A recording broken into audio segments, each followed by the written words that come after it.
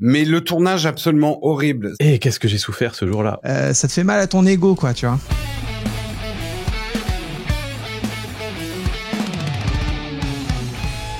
Quelle est ta photo qui a été la plus difficile à faire ?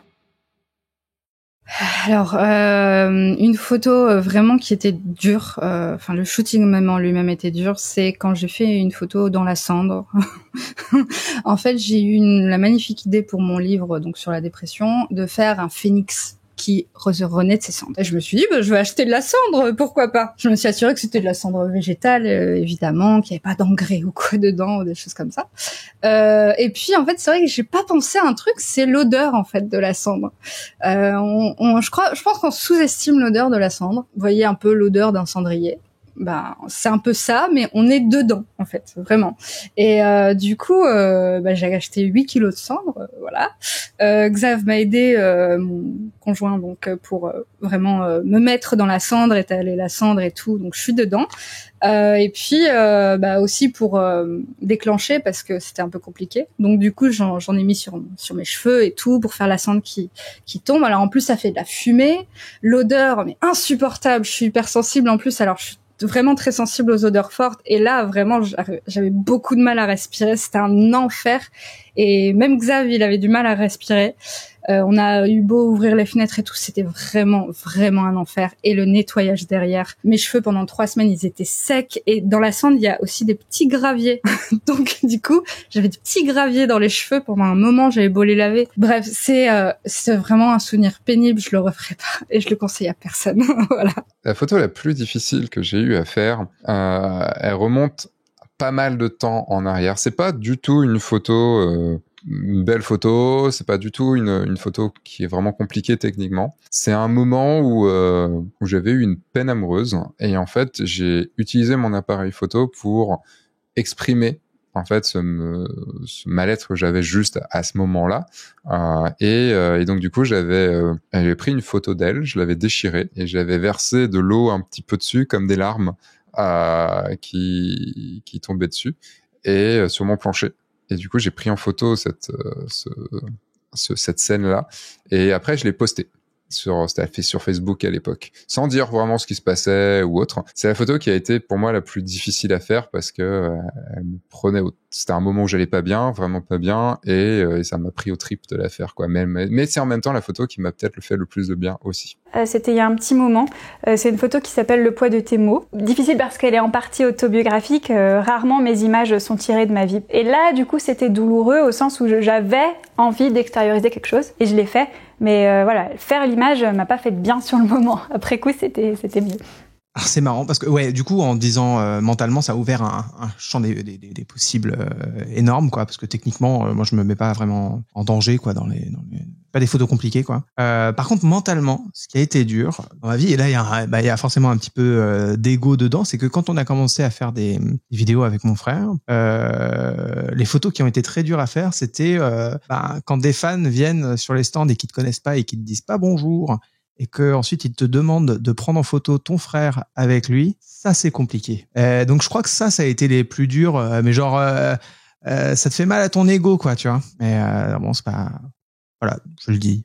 Donc je suis embauché pour un mariage à Pékin, c'est du beau contrat, et donc tout est prêt, les billets d'avion non remboursables sont réservés, et quelques jours avant le mariage, alors c'était un double mariage, il s'était déjà marié en France et deuxième mariage en Chine, quelques jours avant de partir, le marié me dit elle m'a quitté, c'est fini, elle reviendra pas, etc. Mais bon, je veux quand même aller en Chine. Bon, les billets sont pris, ils sont pas remboursables, je veux quand même aller en Chine, les billets sont réservés avec mes potes, etc. Et de toute façon je vais aller voir mon ex-belle famille pour leur expliquer ce qui s'est passé, parce qu'elle s'est vraiment barrée avec un autre du jour au lendemain. Et donc j'aimerais bien que tu me fasses le reportage quand même. De toute façon le billet est pris, t'es payé, machin, voilà. Bah ok, j'y suis allé, mais j'ai passé une semaine à photographier un ex nouveau marié vraiment au fond du trou, qui faisait le deuil de son mariage, qui allait voir sa belle famille, leur expliquer ce qui s'était passé. En plus en Chine c'est compliqué, tu sais, les histoires d'honneur, de machin, c'était tendu. Et il est allé enterrer son alliance sous une pierre guerre de la Grande Muraille de Chine. Je crois que c'est là-bas qu'il avait fait sa demande à l'origine, etc. Donc c'était un reportage qui était, disons, l'ambiance était très lourde et c'était gênant en fait de l'avoir lui quasiment en pleurs et de me dire ouais mais là je suis vachement intrusif quand même avec mes photos et tout, et lui qui me dit non mais vas-y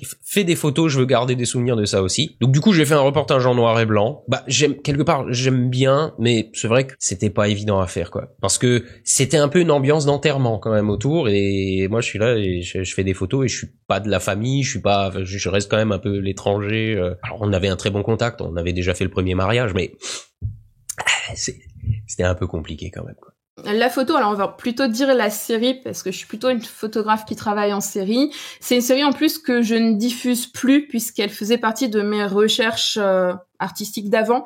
C'est une série qui s'appelait Les Pintographies, puisque cette série-là se voulait un peu conceptuelle en mélangeant de la peinture et de la photographie. Donc plus concrètement, je faisais tirer un autoportrait, ensuite je peignais sur cet autoportrait-là à la façon d'un peintre, et ensuite je rescannais ou refotographiais la photo pour la retransformer en version numérique et peaufiner à la retouche les choses que j'avais créées concrètement. Et donc pourquoi ça a été compliqué? Parce que c'était hyper conceptuel, il y avait beaucoup d'étapes, parce que j'ai été amenée à prendre carrément des cours de dessin et de photographie et de peinture pour vraiment arriver à mettre mes idées dedans, et parce que d'un point de vue technique, il y avait tellement d'étapes à trouver et à optimiser que ça demandait vraiment beaucoup d'énergie, et même mentalement finalement ça mettait beaucoup de doutes, à savoir est-ce que je faisais vraiment de la photo, est-ce que c'était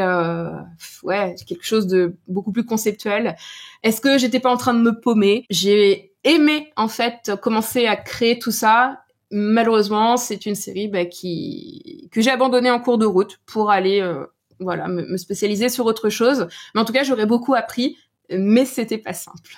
Alors la photo qui a été le plus difficile à faire, on va dire c'est le plus éprouvant, puisqu'il y a eu beaucoup de préparation avant. C'était en octobre 2019, j'ai fait un road trip avec des amis aux États-Unis. La veille, donc on se situe à 2 heures de San Francisco, et la veille vers 22 heures, on se dit tiens, si on faisait un shooting photo au lever de soleil au Golden Gate Bridge à San Francisco, sachant qu'il y avait 2 heures de route pour aller à San Francisco. Mais vu qu'on était entre passionnés, entre photographes et modèles, on s'est dit, on y va. Et il fallait bien que quelqu'un conduise. C'est tombé sur moi. Donc on est parti à 2 heures du matin, parce que le soleil se levait à 5 heures. On est arrivé à 4 heures, et j'étais épuisée de ce voyage en voiture pendant 2 heures, avec les fous d'Américains qui conduisent comme des malades. On arrive tout en haut au niveau du Golden Gate Bridge. Il faisait super froid. On était épuisés. On a escaladé des grillages pour atteindre le spot qu'on voulait. Et là, je commence à avoir de la brume. Je me dis, il y aura pas de soleil. On s'est levé pour rien. Finalement, on a eu un super soleil. On a pu faire quelques photos parce qu'il y avait quand même pas mal d'autres photographes qui venaient. Et vu que c'est pas notre endroit, forcément, fallait aussi partager. Donc on a dû se dépêcher, mais il y a eu quand même vachement de préparation avant. Et c'est une photo que j'adore. Et je trouve la composition et les lumières très très belles. Enfin, je la trouve vraiment parfaite. Aller faire le portrait d'un chef indien au fin fond de l'Amazonie, techniquement, c'était compliqué. Parce que, pas pour la technique photo, mais pour la technique culturelle. Donc, tu sais pas comment te positionner, tu sais pas comment faire sur place, quand faire la photo, tu parles pas la langue, tu connais pas les codes. Et puis, il faut réussir à aller rencontrer un chef indien au fin fond de l'Amazonie. Donc, je pense que techniquement et globalement, c'est la plus compliquée à faire. Après, je dirais que les photos des Zemba en Namibie, c'est pas mal aussi. Beaucoup de voitures pour aller prendre des gens qui s'étaient peut-être jamais vus eux-mêmes. Donc voilà, dans le genre compliqué, c'est ce genre de choses. C'est pas pour le clic de l'appareil photo, c'est pour le contexte. Ça a été, on va dire, un reportage photo qui était très compliqué pour moi puisque c'était une commande d'un client pour lequel il nécessitait en fait de faire des photos au smartphone. Et le sujet, c'était la street photo. Et la street photo au smartphone, mine de rien, ça peut paraître très simple. Je pensais, je crois que c'est même moi qui avais proposé le sujet au client. Je pensais que ça allait être simple et c'était finalement très compliqué puisque le travail de la vitesse, le travail de la profondeur de champ, c'est deux choses quasiment impossibles, voire très compliquées déjà en pleine journée au smartphone, notamment pour la vitesse, pour travailler sur les vitesses lentes. Donc j'ai galéré toute une après-midi à Strasbourg pour essayer de faire une belle photo de street photo. Et finalement, je suis ressorti épuisé mentalement et physiquement de cette session, avec quand même quelques photos que je trouve très intéressantes et dont je suis fier. Donc j'en ai chié, mais je trouve que j'ai fait du bon taf quand même. Pendant le confinement, le premier, comme j'étais frustrée de pas pouvoir faire de photos, je me suis dit que j'allais faire des photos à distance. J'ai utilisé plein de techniques différentes. Je crois que j'ai fait 4 shootings différents, à chaque fois avec une technique qui évoluait, un système technologique qui évoluait pour réussir à avoir un résultat, on va dire, potable. Et la dernière étape, le dernier shooting, les photos sont bien, en fait. Je les aime bien, ces photos. Mais alors, par contre, la galère. Il y a rien qu'elle est. Je n'avais pas de vision en direct, c'était un bordel, il y avait un décalage, je les entendais parler, mais la photo était figée de 10 secondes avant, et alors je disais, là, t'es bien, la position est parfaite, et en fait, elle avait peut-être bougé, elle était peut-être en train de se curer le nez à ce moment-là, tout était possible. Donc, ouais, c'était hilarant, malgré tout, mais c'était un challenge, j'aurais pu parler des autoportraits, parce que là, c'est toujours la galère, systématiquement, mais vraiment, ce shooting-là, c'était quelque chose. Je recommande, hein, mais c'était quelque chose, faut avoir l'après-midi, quoi. C'est pas une photo dont je suis particulièrement fier, enfin en tout cas en y revenant 4 ans après, mais je sais ce qu'il a fallu pour arriver à ce putain de caillou au-dessus de cette baie. Alors l'endroit est exceptionnel, mais pour y monter, ce fut un calvaire pas possible, parce qu'en fait il avait neigé et en fait la neige était toute fraîche, mais il y avait 30 cm de neige et en fait on n'avait évidemment pas de raquettes, sinon ça aurait été trop marrant. Et du coup faut grimper cette montagne qui en été doit pas être très compliqué à grimper, hein, mais il y a peut-être 3-4 km, ça grimpe bien, sauf que nous en fait on s'enfonçait presque aux genoux à chaque pas et ça n'en finissait pas, et on voyait le soleil tomber au fur et à mesure, on se disait on va arriver en haut, il va déjà faire nuit, il va falloir redescendre, ça va être une misère. Et on a franchement l'espoir, tu vois, t'arrives, tu vois le bout, tu vois des gens qui redescendent en ski et tu les vois tout petits, si loin, et tu sais que tu vas en chier. Et ça c'était on s'accrochait à l'espoir et on est arrivé, et la vue, elle valait le coup quand même. Alors c'est plutôt mental pour la photo, ou les 2 photos que j'ai sous les yeux c'était la même difficulté mentale. C'est une photo de Jess au workshop portrait de Sébastien Roignan, où c'était très très dur de les sortir. Et puis ce qui est marrant en plus, c'est que celle-là elle a pas aimé du tout.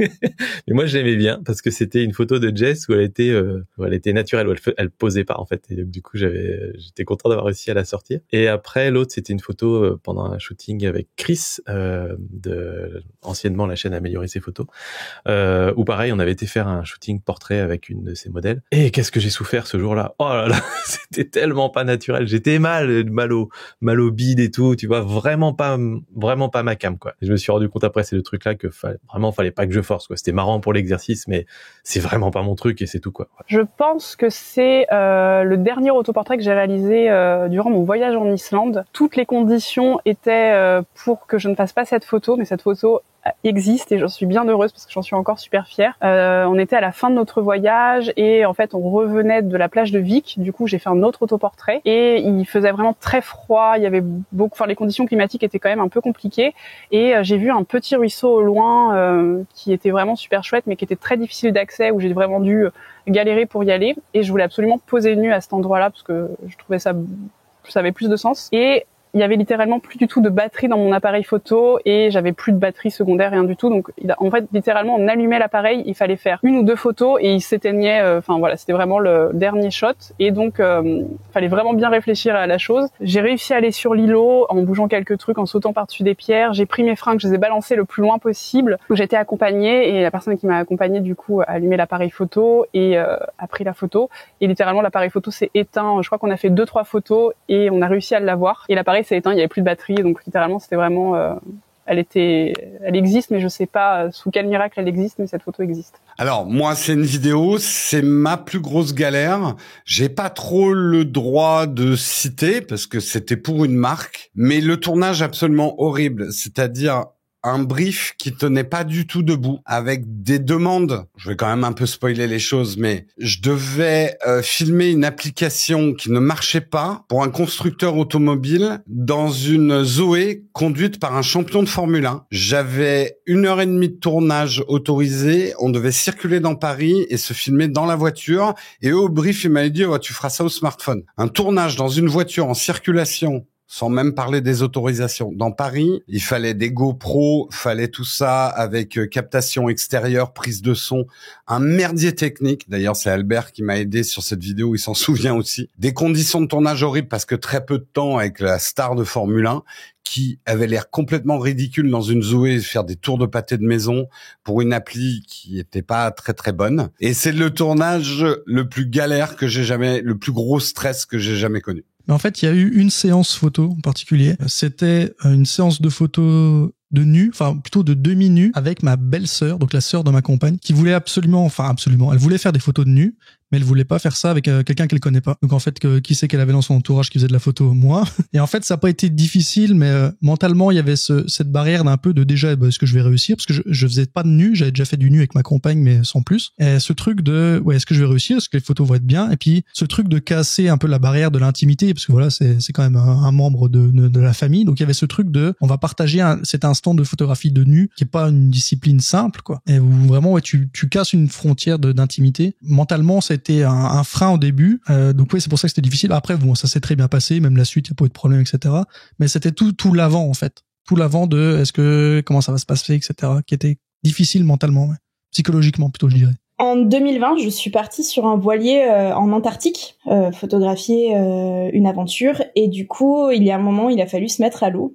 Et j'ai voulu réaliser des photos. Et il faut savoir quand même qu'en Antarctique, il fait pas très chaud.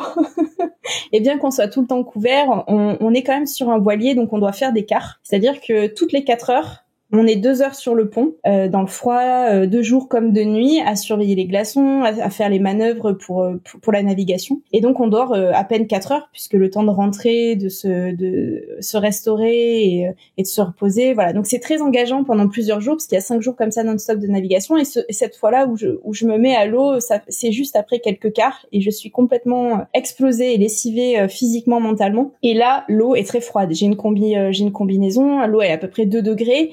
C'est supportable, mais c'est difficile de rester très longtemps parce que les premières zones du corps qui vraiment picotent sont les extrémités, et en l'occurrence les doigts. Et là, j'avais vraiment très envie de faire mes images sous l'eau. Forcément, l'eau, c'est mon élément, et ça me tenait à cœur. Et j'ai essayé de résister. C'était pas simple. J'ai quand même tenu 2 fois 25 minutes, donc c'est ce qui est pas mal. J'ai pas des photos fifou parce qu'en fait, il y avait aucune visibilité. C'était l'horreur, c'était noir. Mais j'y suis arrivée.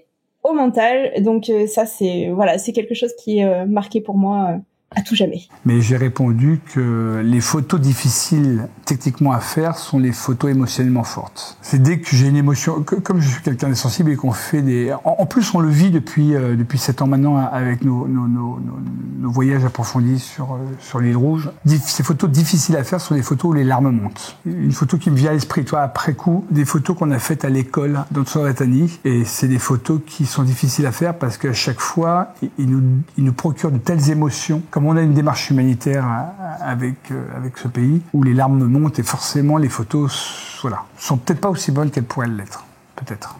C'est un sujet que je voulais faire en 2018, si je me rappelle bien. J'avais voulu faire un sujet photographique sur la communauté bretonne à Paris. C'était vraiment un sujet que j'imaginais en argentique, et je commençais un peu le moyen format à ce moment-là, et je m'étais...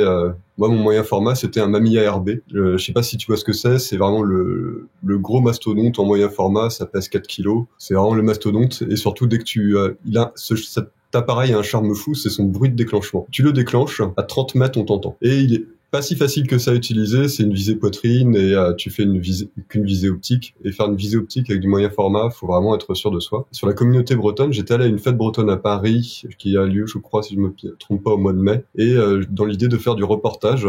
Alors je me suis retrouvé à faire un suivi de bagade, donc à essayer de suivre des gars avec des cornemuses en train d'avancer, avec le moyen format en contre-plongée, et techniquement c'était hyper dur en te disant mais je vais jamais avoir une photo nette avec tout ça, quoi. Finalement, elle était nette. Alors, c'est sur le côté émotionnel. C'était un couple qui venait d'avoir des bébés.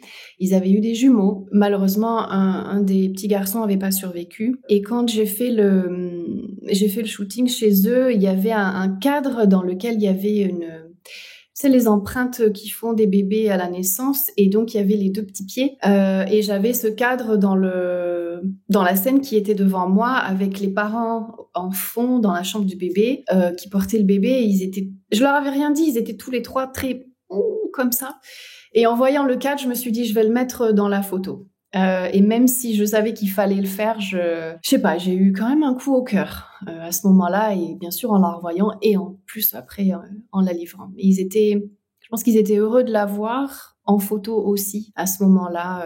Donc des fois il y a des photos difficiles, mais on sent qu'il faut les prendre quand même. Et j'avais décidé de me mettre avec mon ordinateur dans la douche pendant le Covid. C'était un autoportrait pour représenter un petit peu à quel point je me sentais sous l'eau. En fait, dans mon travail, j'étais en train de faire 1000 trucs. J'étais en train de shooter la formation en français. Après, il fallait que je la re-shoote en anglais. Il y avait le Covid. On venait d'avoir un enfant. J'avais 40 vidéos à shooter aussi à côté, juste pour YouTube. Et je me rappelle, j'étais sous l'eau et je me demandais comment est-ce que je pourrais faire passer ce sentiment, en fait, dans une photo. En fait, il fallait que je m'assoie dans la salle de bain, dans la douche, avec mon laptop allumé. Il fallait que je fasse semblant que l'eau était allumée. Donc, c'était dur parce que je voulais pas mouiller mon ordinateur. Donc, j'ai dû prendre plusieurs pauses, une avec l'eau, une sans l'eau, et ensuite les remettre ensemble, mais de manière naturelle. Et ouais, c'est vrai que ça n'a pas été simple parce que du coup, la deuxième photo, j'ai dû me mettre sans le laptop, mais j'ai dû être dans la même position et avec l'eau allumée, histoire que je sois bien mouillé pour que ça représente les choses. C'était un petit peu un jonglage pour être sûr de bien aligner les 2 photos et que ça ressemble à quelque chose. Alors la photo qui était la plus difficile, c'était avec mon chien. Et on était de passage en Suisse et je voulais visiter une grotte de glace. Alors là, c'est quelque chose que j'avais jamais fait avant. Et du coup, j'étais toute seule. J'y vais, on rentre, c'est très joli. Je suis plutôt impressionnée par la couleur bleue qui ressort vraiment bien. Et en fait, déjà, quand on est très fan de 185 ou de 105, et quand on est dans une grotte, faut un petit peu apprendre à s'en passer ou vraiment à avoir un full frame déjà. Et puis en fait, j'ai quand même pris le 85 et c'était très très juste déjà. Et en fait, je fallait que je pose mon chien et tout seul, c'était pas facile. Je voulais qu'il regarde dans une direction particulière. Et en fait, j'avais personne, j'avais rien, j'avais même pas un rocher ou un truc pour qu'il regarde vraiment un petit peu en hauteur et sur le côté plutôt qu'il me regarde moi et que ce soit trop fiché. Et en fait, j'ai pris mon téléphone, j'ai mis des bruits de chat sur YouTube pour attirer son attention et ça avait super bien marché du coup. Mais c'était vraiment dur. Les photos où j'ai le plus galéré, ce sont les photos d'aurore boréale en Islande. Je suis pas du tout spécialisée photo astro. Je m'y suis jamais trop intéressée. J'ai jamais trop cherché à me former. J'ai toujours trouvé les photos chouettes, mais j'ai jamais pris le temps en fait de vraiment me former là-dessus. Et du coup, en Islande, quand on nous a réveillés pour assister à une aurore boréale, je me suis retrouvée un peu désemparée parce que je savais pas du tout comment photographier une aurore boréale. Et j'ai fait un peu comme j'ai pu. Et au final, les photos, elles sont ok, mais on voit qu'il n'y a pas de maîtrise derrière, que j'aurais pu faire mieux. Et ça s'est passé tellement vite aussi. J'étais stressée parce que une aurore boréale, c'est super ça peut être super éphémère, ça peut s'arrêter très vite. Et du coup, je voulais être le plus efficace possible. Donc il y avait le stress, il y avait tout ça, il y avait je gère pas, voilà. L'une des images qui m'ont posé le plus de difficultés est une image qui a été faite sur un petit étang avec 2 modèles qui étaient sur une barque et j'ai vite renoncé à utiliser un flash parce qu'en fait la barque ne restait pas longtemps à la même place évidemment. C'était très compliqué d'imaginer exactement comment la lumière allait tomber et surtout ça n'allait durer que quelques secondes, donc je l'ai shooté en lumière naturelle. Ce qui n'est pas un problème en soi, mais en revanche, ce qui était un problème, c'était le fait que la barque ne faisait que défiler tout le temps. Moi, j'étais sur une sorte de ponton, donc je pouvais pas avancer ni reculer, je pouvais pas rectifier la composition. Donc ça a duré un certain moment avant d'avoir à peu près tous les paramètres qui pouvaient s'aligner, et principalement la composition en fait. Je pense que c'était ça le problème principal. Donc c'était dans le cas des funérailles de Nelson Mandela en 2013. Donc c'était à Pretoria. Donc le cercueil, en fait, il passait en convoi tous les jours dans la rue pour passer devant la foule, en fait. Et donc j'avais pas cette image. Et donc tous mes reportages sur les funérailles, dans un de mes projets sur les grands hommes, ben, il me faut cette image du cercueil qui circule dans la rue au milieu des gens. Et donc j'avais une dernière chance un matin pour le faire. Et donc je suis arrivé très tôt, j'ai identifié un endroit où je pouvais le faire en hauteur, j'ai dû négocier avec quelqu'un pour accéder sur le toit d'un garage ou d'une échoppe, quelque chose comme ça. Et là en fait, ben j'étais prêt et je pouvais pas me louper, c'est-à-dire que j'avais qu'un seul shot. Je pouvais pas me louper, donc j'étais hyper prêt, j'ai checké 10 fois les choses. Et en fait, ça va vite, un véhicule qui va au ralenti dans la rue, on pense en fait que ça va doucement, en fait non. Ça va 20 ou 25 km/h. Et je sais pas si, moi qui fais de la course à pied, 20 ou 25 km/h, vous le tenez pas sur 200 mètres, en fait. Donc, en fait, c'est juste impossible de le suivre. Donc, je savais que je devais avoir un point fixe. Donc, cette image, donc, j'ai réussi à l'avoir. Très content, c'est exactement ce que je voulais, symboliquement, formellement, etc. Mais c'était compliqué et stressant. Parce que j'avais un seul shot et je pouvais, pour la fin de l'histoire, je ne pouvais plus répéter cette image, en fait. Donc, c'était une des photos les plus difficiles, même si c'est très relatif, c'est pas de la photo de guerre, mais une des plus difficiles à réaliser, sur lesquelles je devais avoir l'image et je ne pouvais pas me louper. Et vous, oui vous, là derrière votre écran, quelle a été la photo que vous avez faite et qui a été la plus difficile à faire? Expliquez-la moi dans les commentaires, comme ça on va encore avoir plein d'anecdotes à lire et ça c'est super cool. Et bien moi maintenant je vous dis à dans 2 semaines pour une nouvelle vidéo, une nouvelle question avec mes 23 invités. Entre temps, eh bien sortez, faites des photos et surtout, amusez-vous. Au revoir.